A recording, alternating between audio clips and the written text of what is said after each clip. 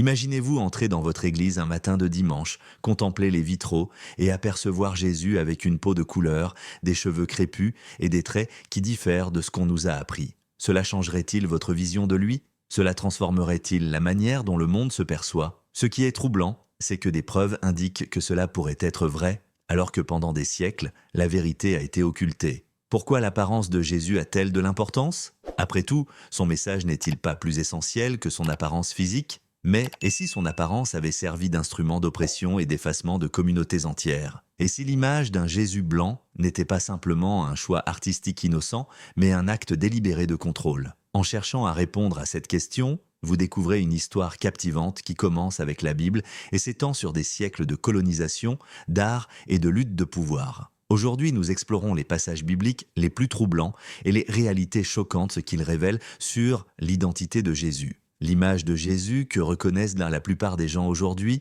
le doux personnage à la peau claire et aux longs cheveux, ne provient pas de la Bible. Elle émane d'artistes de la Renaissance comme Michel-Ange et Léonard de Vinci, qui ont peint Jésus à leur image. Ces artistes n'étaient pas des historiens, mais des Européens créant un art reflétant leur culture, leurs idéaux et parfois leur agenda politique. Les galeries d'art et les églises d'Europe n'étaient pas les seuls lieux où cette image prévalait. Lorsque les colonisateurs européens ont diffusé le christianisme dans le monde, ils ont également imposé cette fausse représentation. Du continent africain à l'Asie, en passant par les Amériques, le Jésus blanc est devenu un symbole de domination, renforçant l'idée que la culture européenne était supérieure. Il n'est pas surprenant que cette image ait laissé des cicatrices profondes. La Bible ne décrit pas Jésus comme un homme à la peau claire et aux cheveux blonds. En réalité, elle mentionne très peu son apparence physique. Cependant, les rares détails qui évoquent de son apparence décrivent quelque chose de bien différent. Par exemple, l'Apocalypse, chapitre 1, versets 14 à 15, décrit Jésus avec des cheveux comme de la laine et des pieds comme du bronze brûlé.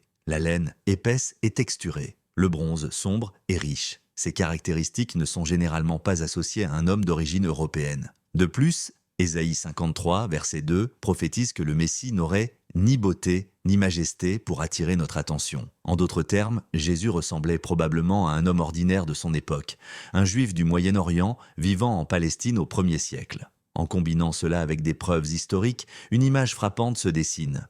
Jésus avait probablement la peau foncée, des cheveux texturés et des traits reflétant la diversité de sa région. Les gens ont utilisé l'image déformée d'un Jésus blanc pour justifier l'esclavage, la colonisation et le racisme. Cela a servi à faire croire que les Européens étaient supérieurs, plus proches de Dieu, tandis que tous les autres étaient considérés comme inférieurs. Ce n'est pas seulement une question historique, c'est un héritage qui continue d'influencer notre perception de la race, de la religion et de l'identité. La représentation de Jésus à travers l'histoire n'est pas simplement une interprétation artistique innocente, mais une histoire de pouvoir, de manipulation et de contrôle. L'image d'un Jésus européen à la peau blanche n'a pas émergé parce qu'elle était historiquement exacte, mais parce qu'elle servait un intérêt. Elle a été utilisée pour façonner les perceptions mondiales de la race, de la foi et de la dignité, reflétant les idéaux de ceux qui étaient au pouvoir à des époques spécifiques. Comprendre l'identité de Jésus nécessite de saisir le contexte de son lieu de vie et des personnes qui l'entouraient. Né à Bethléem et élevé à Nazareth, Jésus a passé sa vie dans la région que nous appelons aujourd'hui le Moyen-Orient. Cette région, historiquement appelée le Levant, a toujours été un carrefour culturel,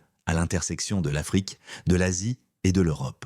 Au 1er siècle, la population était diverse, mais la communauté juive, celle de Jésus, était majoritairement sémitique. Les peuples sémitiques, y compris les Juifs et les Arabes, avaient généralement une peau plus foncée, des cheveux texturés et des traits bien éloignés de l'idéal européen représenté par l'art de la Renaissance.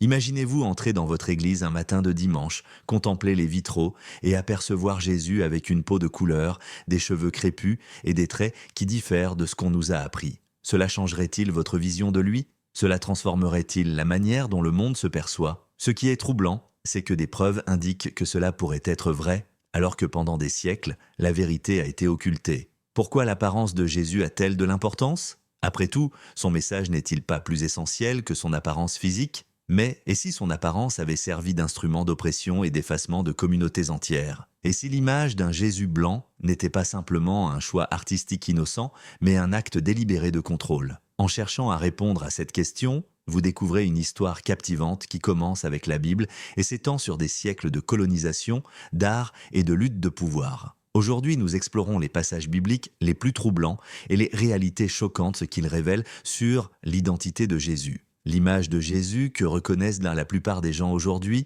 le doux personnage à la peau claire et aux longs cheveux, ne provient pas de la Bible. Elle émane d'artistes de la Renaissance comme Michel-Ange et Léonard de Vinci, qui ont peint Jésus à leur image. Ces artistes n'étaient pas des historiens, mais des Européens créant un art reflétant leur culture, leurs idéaux et parfois leur agenda politique. Les galeries d'art et les églises d'Europe n'étaient pas les seuls lieux où cette image prévalait. Lorsque les colonisateurs européens ont diffusé le christianisme dans le monde, ils ont également imposé cette fausse représentation. Du continent africain à l'Asie, en passant par les Amériques, le Jésus blanc est devenu un symbole de domination, renforçant l'idée que la culture européenne était supérieure. Il n'est pas surprenant que cette image ait laissé des cicatrices profondes.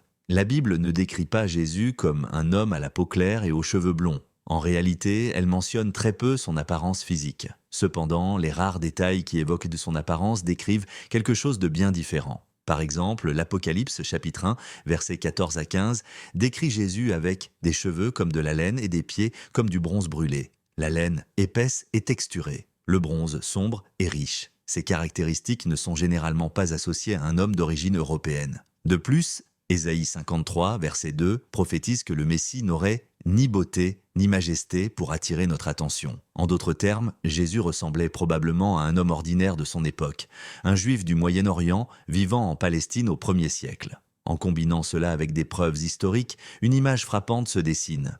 Jésus avait probablement la peau foncée, des cheveux texturés et des traits reflétant la diversité de sa région. Les gens ont utilisé l'image déformée d'un Jésus blanc pour justifier l'esclavage, la colonisation et le racisme. Cela a servi à faire croire que les Européens étaient supérieurs, plus proches de Dieu, tandis que tous les autres étaient considérés comme inférieurs. Ce n'est pas seulement une question historique, c'est un héritage qui continue d'influencer notre perception de la race, de la religion et de l'identité. La représentation de Jésus à travers l'histoire n'est pas simplement une interprétation artistique innocente, mais une histoire de pouvoir, de manipulation et de contrôle. L'image d'un Jésus européen à la peau blanche n'a pas émergé parce qu'elle était historiquement exacte, mais parce qu'elle servait un intérêt. Elle a été utilisée pour façonner les perceptions mondiales de la race, de la foi et de la dignité, reflétant les idéaux de ceux qui étaient au pouvoir à des époques spécifiques. Comprendre l'identité de Jésus nécessite de saisir le contexte de son lieu de vie et des personnes qui l'entouraient. Né à Bethléem et élevé à Nazareth, Jésus a passé sa vie dans la région que nous appelons aujourd'hui le Moyen-Orient. Cette région, historiquement appelée le Levant, a toujours été un carrefour culturel,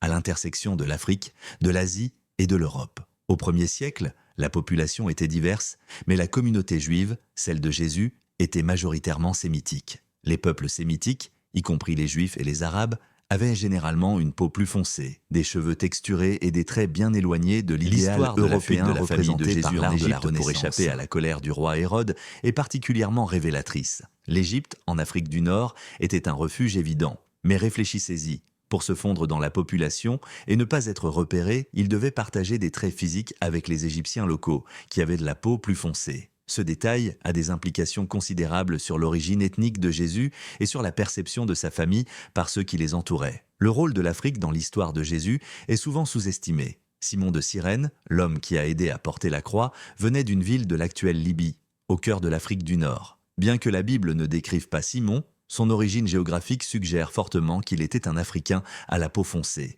Ensuite, il y a l'eunuque éthiopien dans Acte 8, qui est l'un des premiers convertis au christianisme. La rencontre de cet homme avec Philippe symbolise le lien profond entre l'Afrique et la première propagation de l'Évangile. Ce qui est encore plus marquant, c'est que les premières communautés chrétiennes en Afrique, comme celles d'Éthiopie et de Nubie, représentèrent Jésus avec une peau plus foncée dans leur art. Ces représentations ne reflétaient pas les idéaux européens, mais plutôt la perception de Jésus par ces communautés comme l'un des leurs. À la Renaissance, l'Europe est devenue l'épicentre du christianisme. Des artistes comme Michel-Ange et Léonard de Vinci ont créé des représentations de Jésus qui reflétaient les normes de beauté et de divinité de leur société. À mesure que les puissances européennes étendèrent leurs empires, elles exportaient ces images à travers le monde. Lorsque le christianisme a été introduit en Afrique, en Asie et dans les Amériques, les colonisateurs n'ont pas seulement apporté le message de Jésus, ils ont aussi amené une version de lui qui leur ressemblait. Cette image est devenue un outil d'oppression. renforçant l'idée que les Européens étaient supérieurs et plus proches de Dieu. Pour les Africains, asservis dans les Amériques,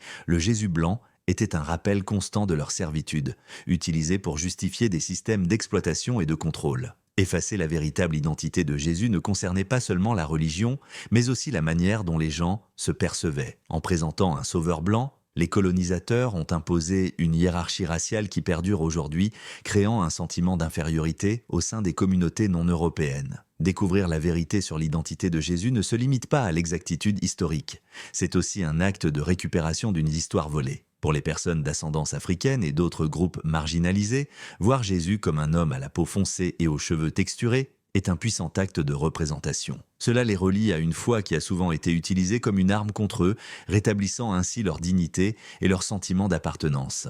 L'image de Jésus qui a prévalu pendant des siècles, celle d'un personnage à la peau claire et aux cheveux blonds, n'était pas le fruit du hasard. Elle a été soigneusement construite et largement diffusée, non pas pour refléter la réalité, mais pour maintenir des systèmes de contrôle et renforcer l'autorité de ceux qui en bénéficiaient. Pour comprendre comment cela s'est produit, nous devons explorer l'intersection de l'art, de la politique et du colonialisme. La Renaissance, entre le XIVe et le XVIIe siècle, a été une période de transformations culturelles et artistiques profondes en Europe. Des artistes comme Michel-Ange et Léonard de Vinci ont redéfini des figures religieuses, dont Jésus, pour les aligner sur leurs idéaux culturels. À ce moment-là, Jésus a commencé à acquérir des traits européens, une peau claire, des cheveux bruns ondulés et un physique élancé. Ce changement était motivé par l'esthétique de l'époque plutôt que par des considérations historiques.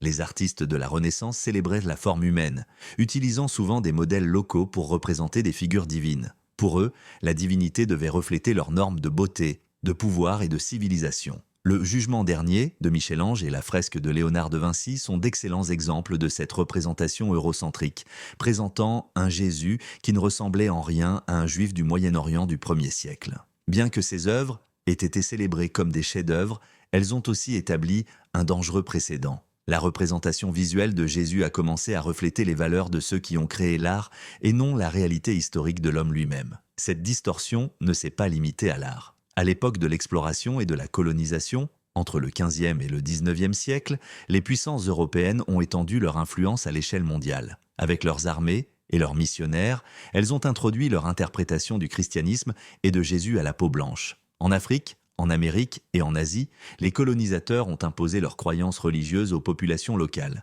remplaçant souvent les pratiques spirituelles indigènes par le christianisme. Mais ils ont également apporté un Jésus blanc. Cette image est devenue un outil de domination, renforçant l'idée que les Européens étaient le plus proches de Dieu, tandis que les non-Européens étaient intrinsèquement inférieurs. Cela a été particulièrement dommageable dans le contexte de l'esclavage. Dans des conditions difficiles, les maîtres des Amériques ont souvent introduit les Africains au christianisme, utilisant la religion comme justification de leur traitement inhumain. Le Jésus blanc leur rappelait constamment leur servitude, insinuant qu'ils ne pouvaient obtenir le salut qu'en se soumettant à ceux qui les exploitaient. Vous vous demandez peut-être pourquoi cette image s'est imposée avec tant de force si la Bible ne décrit pas Jésus comme blanc. La réponse se trouve dans l'alphabétisation et l'accès. Pendant des siècles, la Bible n'était pas largement accessible aux citoyens ordinaires, en particulier dans les régions colonisées. La plupart des gens dépendaient des dirigeants de l'Église pour interpréter les Écritures, et ces derniers véhiculaient souvent l'image eurocentrique de Jésus à travers leurs sermons et supports visuels. L'art est devenu un substitut aux Écritures, façonnant la perception de Jésus d'une manière que la Bible n'avait jamais prévue. Les peintures, vitraux et sculptures représentant un Jésus blanc sont devenus omniprésents, renforçant ce faux récit à travers les générations. La manipulation de l'image de Jésus n'était pas seulement une question de race, mais de pouvoir. En alignant Jésus sur les traits physiques des colonisateurs européens, ceux qui étaient au pouvoir ont créé une approbation divine de leur autorité. Cette image révisée a validé la domination coloniale, l'esclavage et même le racisme systémique, intégrant l'idée que la blancheur était synonyme de piété. Ce phénomène n'était pas limité à un lieu ou une période. La propagation de l'influence occidentale a été à l'origine de cette tendance mondiale. Les représentations locales de Jésus, souvent à la peau plus foncée et culturellement plus exacte, ont été effacées ou supprimées dans de nombreuses régions du monde. L'Église orthodoxe éthiopienne, par exemple, représente depuis longtemps Jésus avec une peau sombre dans son art religieux, soulignant l'héritage chrétien de son contexte africain. À mesure que le christianisme européen prenait de l'ampleur, ces représentations furent marginalisées. Les avancées en archéologie, anthropologie et érudition biblique aident à découvrir la vérité sur l'apparence et l'identité de Jésus. Les chercheurs ont reconstitué à quoi aurait pu ressembler un homme juif typique de la Galilée du 1er siècle en se basant sur des documents historiques et des restes squelettiques. Le consensus ? Il avait probablement la peau foncée, des cheveux bouclés et des traits moyen-orientaux, loin des représentations eurocentriques. Un moment clé s'est produit lorsque des anthropologues légistes ont créé une reconstruction numérique d'un homme juif du 1er siècle, basée sur un crâne trouvé en Israël. Bien qu'il ne s'agisse pas d'un portrait de Jésus, il offre une représentation plus précise de ce à quoi ressemblaient probablement les hommes de sa région. Cette image s'éloigne radicalement du Jésus blanc profondément enraciné dans la culture occidentale. La tâche de revisiter et réviser les récits historiques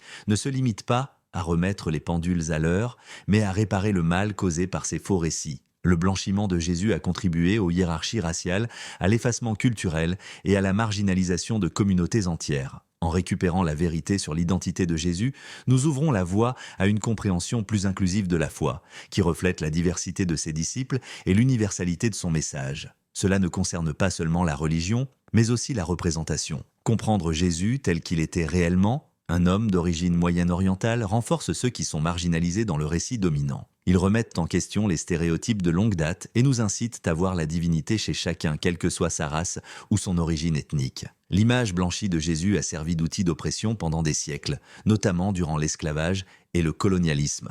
Les esclaves africains ont appris à adorer une version de Jésus qui reflétait leurs oppresseurs, suggérant que le salut exigeait la soumission à ceux-là même qui les exploitaient. Pourtant, même dans les moments les plus sombres, les esclaves ont redécouvert la foi comme une source de force et de résistance. Le concept d'un Jésus noir ou à la peau brune est devenu un symbole de résilience. Pendant le mouvement des droits civiques, l'Église afro-américaine considérait Jésus non pas comme une figure lointaine, mais comme quelqu'un qui comprenait personnellement la souffrance, l'oppression et l'injustice.